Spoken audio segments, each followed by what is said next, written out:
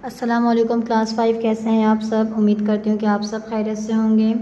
Class 5 हम लोग अपनी फ़िज़िकल क्लास में चैप्टर पढ़ रहे थे मेहनत का फल। ठीक है, इसकी रीडिंग हो चुकी थी, इसके अल्फाज मायने और सवाल जवाब हम क्लास में डन कर चुके थे। ठीक है, आज हम अपना नया सबक स्टार्ट करेंगे। चाँद मेरी ज़मीं फूल मेरा वतन, ये एक नज़म है, लेकिन इससे पहले आपको एक छोटा सा काम ये करना है बेटा।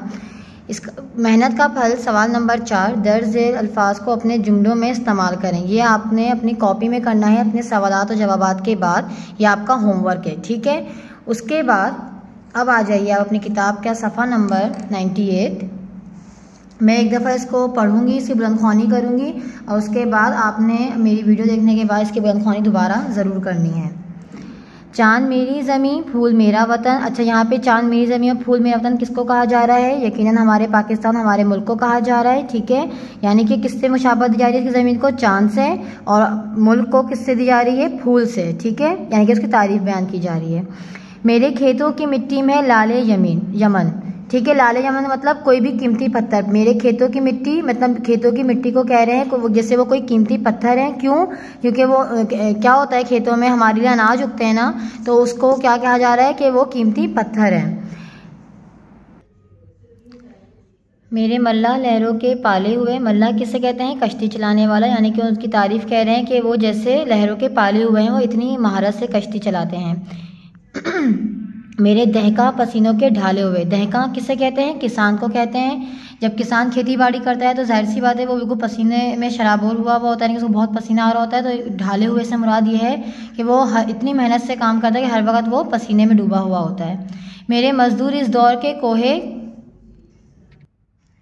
कोहकुन, यानी कि पहाड़ खोदने वाला। यहाँ पे मजदूरों की तारीफ़ कर रहे हैं कि इस दौर के कौन है? वो पहाड़ खोदने वाले, कि बहुत मेहनत से जो है बिल्डिंग्स वगैरह बनाते हैं या दूसरे काम करते हैं। चाँद मेरी ज़मीं फूल मेरा वतन।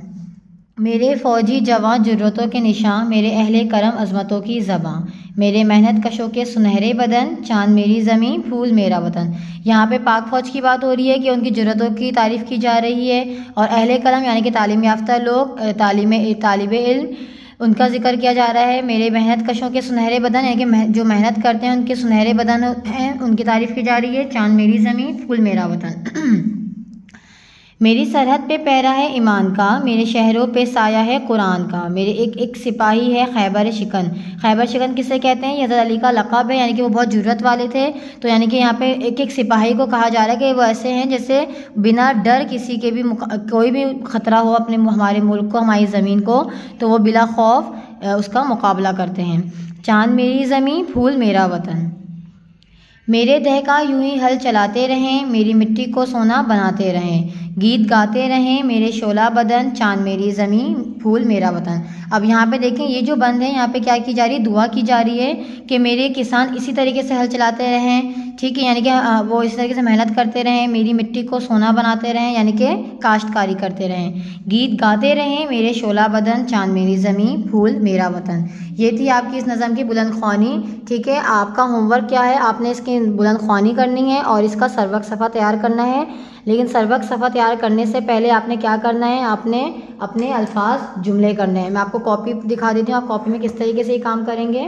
ये आपकी उर्दू की कॉपी है। ठीक है, यहाँ आपने अपने सवालात और जवाबात के बाद अल्फाज जुमले जो मैंने आपको बताए मेहनत के फल के, वो करने हैं। यहाँ पे आज की तारीख डालनी है, आज 9 तारीख। ठीक है, और फिर उसके बाद एक सरवक सफ़ा तैयार करना है। किसका? नज़म चाँद मेरी ज़मीं फूल मेरा वतन। ये आज के लेक्चर में फ़िलहाल इतना ही। अपना बहुत ख्याल रखिएगा। अल्लाह हाफिज़।